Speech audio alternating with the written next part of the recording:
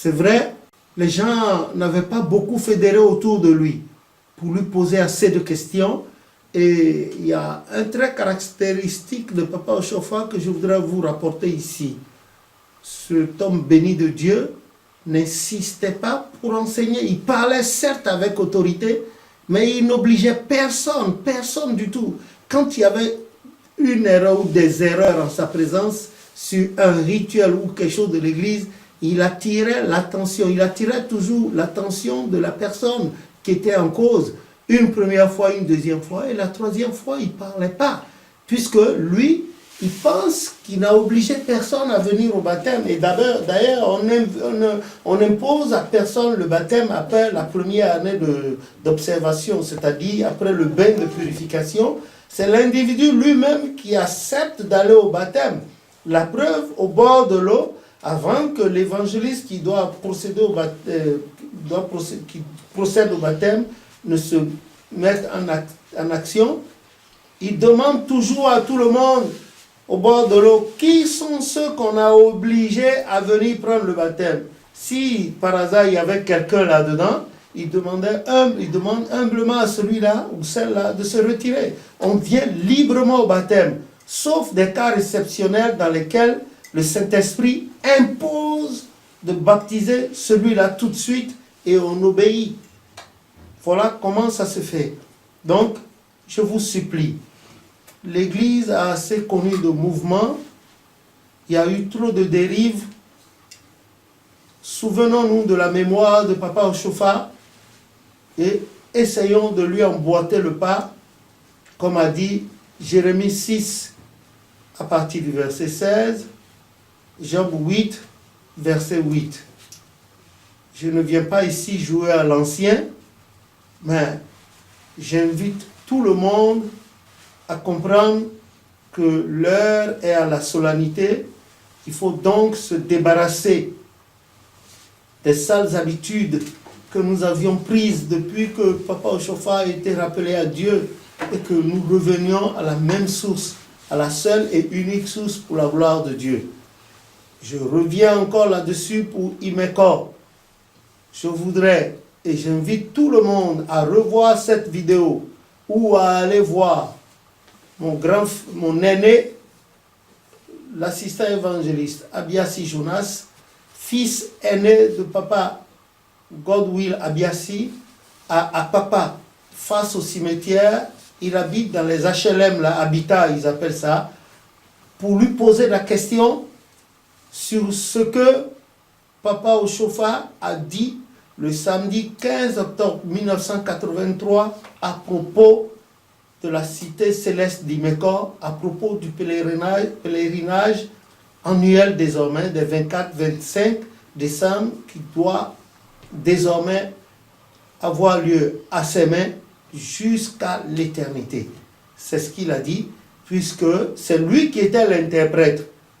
Jonas Abiassi, l'assistant Jonas Abiassi, était l'interprète ce jour-là, et ça a été en présence de tout le monde que Papa Ochofa l'a dit. Ceux qui disent qu'il ne l'a pas écrit dans un livre, qui avait les moyens et qui veulent infirmer ce que Papa Ochofa a dit, s'ils ne sont pas d'accord avec la Constitution, il y a déjà une autre Constitution décrite, mais cette Constitution, elle n'est pas légale ni légitime. On sait ce qui s'est passé au ministère de l'Intérieur à Cotonou. On sait ce qui s'est passé. Nous avons le rapport. Et on a précisé à Papa Agba aussi et à un autre devancier, d'autres qui l'ont accompagné, est-ce à dire que l'église dont vous parlez dans la Constitution, votre Constitution que vous avez écrite à Porto Novo, c'est une nouvelle église, puisque l'église du christianisme céleste fondée par Papa Ochofa, le 29 septembre 1947, a déjà les dossiers au ministère de l'Intérieur.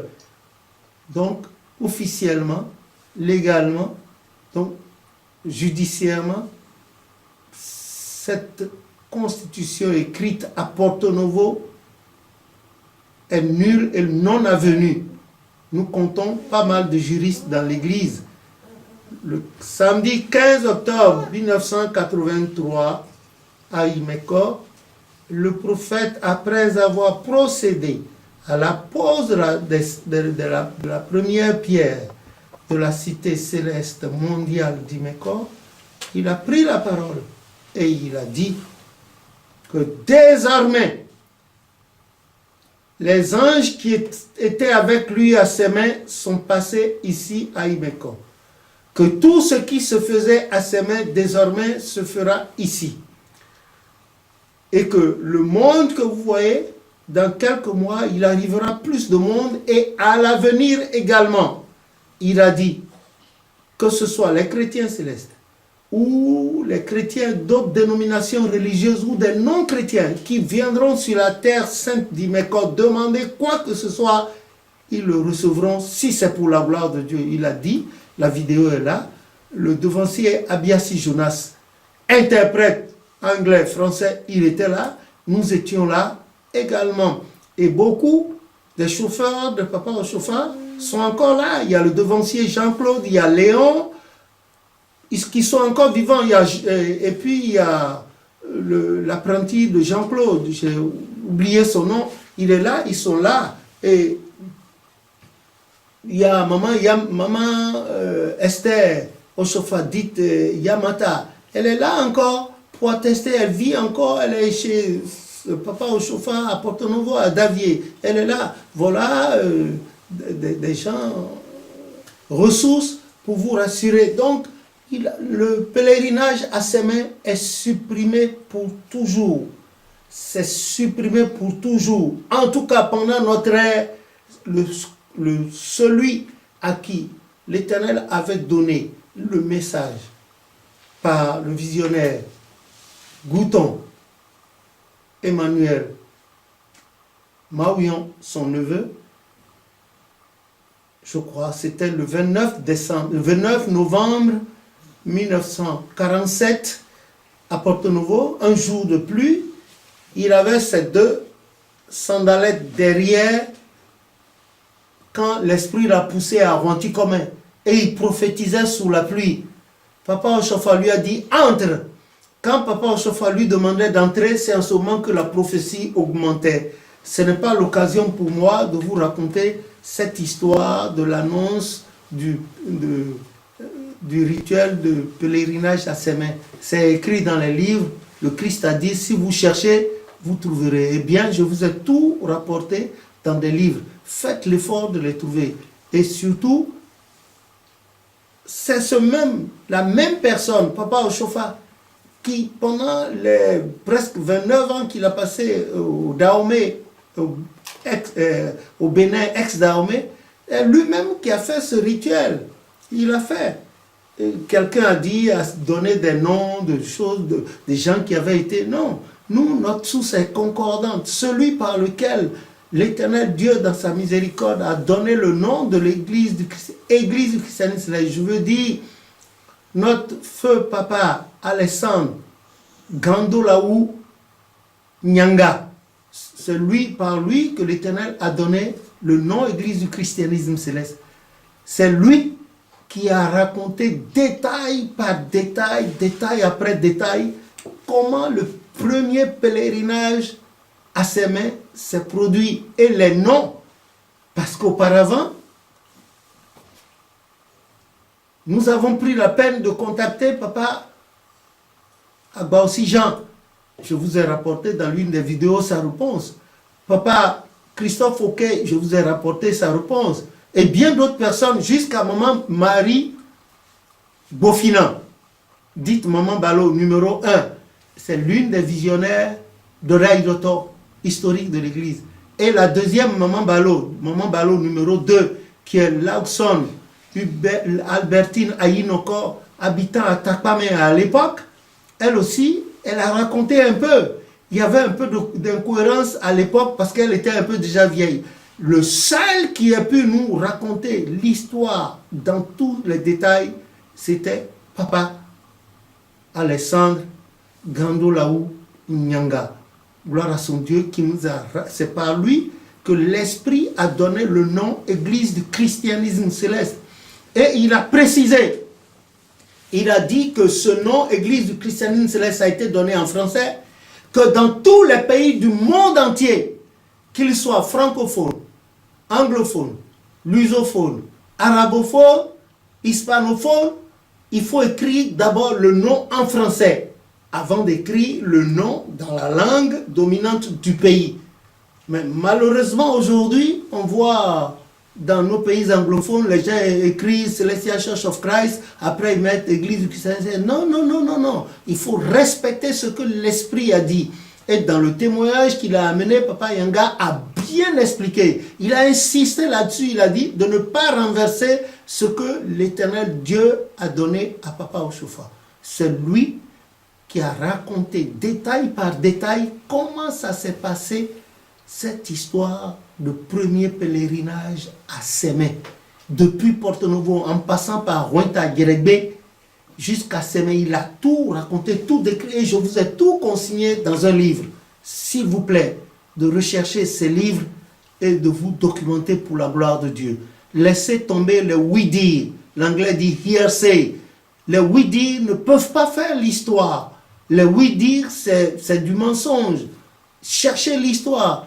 Je ne veux pas dire que je sois plus fort que vous. Le Seigneur m'a permis d'avoir été en contact avec tout ce beau monde-là. Voilà pourquoi fidèlement je vous rapporte. Peut-être que c'est ma mission dans l'église. Je ne sais pas. En tout cas, le Seigneur m'en a donné les moyens et je vous les rapporte fidèlement. Je reste aussi à votre disposition pour répondre à toutes les questions. Pas de passion, mais ni de culte le mythe de la personnalité, mais en mémoire de Papa Oshofa et pour la gloire de Dieu, revenons tous au bercail, tous, sans exception aucune.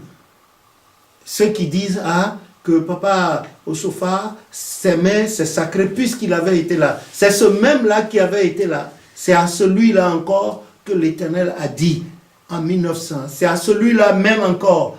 Nonobstant les premières révélations, celui-là à lui-même, Papa Oshofa, gloire à son Dieu, que l'Esprit a dit à Goniloé, sous-préfecture d'Ayoum, en 1972, en présence du devancier Botounou Dioké,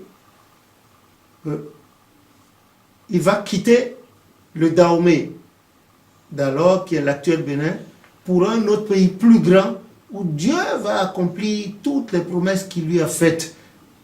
Voilà.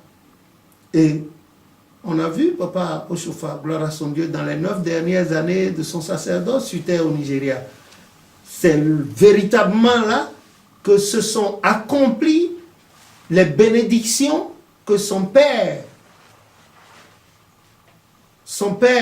Papa Joseph Odiouk Oshofa, qu'on appelait Oshofa, on a vu toutes ces bénédictions se réaliser.